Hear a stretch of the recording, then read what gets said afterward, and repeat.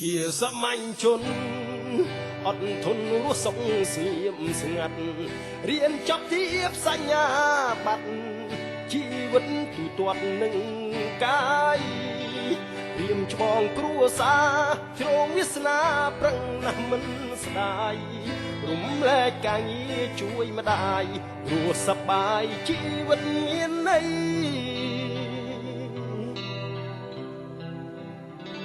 អារម្មណ៍ព្រួលប្រែ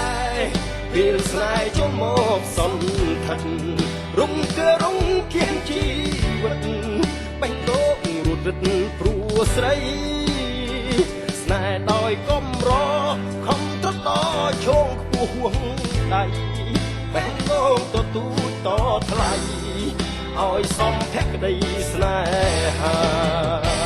រៀមគឺតែដឹងរលឹងជាប់បរិយាបត្រ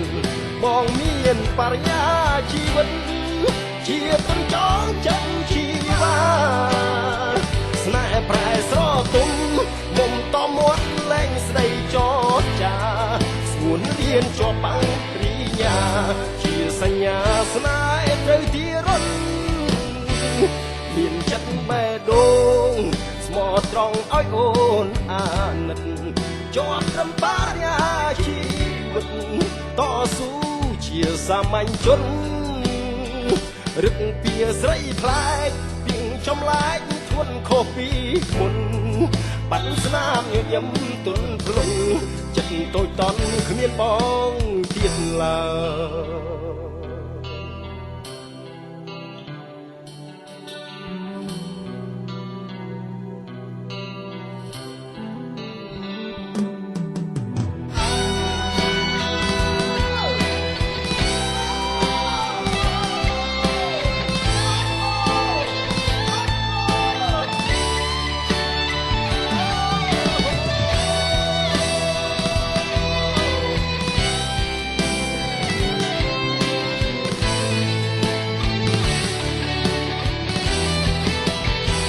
រៀនគឺតែដឹង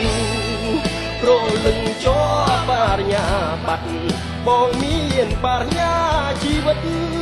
ជាទុនចងចិត្តជីវ៉ាស្នេហ៍ប្រែស្រទុំមុំតមាត់លែងស្ដីចរចាស្ងួនរៀនជាប់បង្រីញាជាសញ្ញាស្នេហ៍ត្រូវទីរត់មានចិត្តបេះដូងស្មោះត្រង់ឲ្យអូនអាណិតជាប់ត្រឹមបរិញ្ញាជីវិតតស៊ូជាសាមញ្ញជន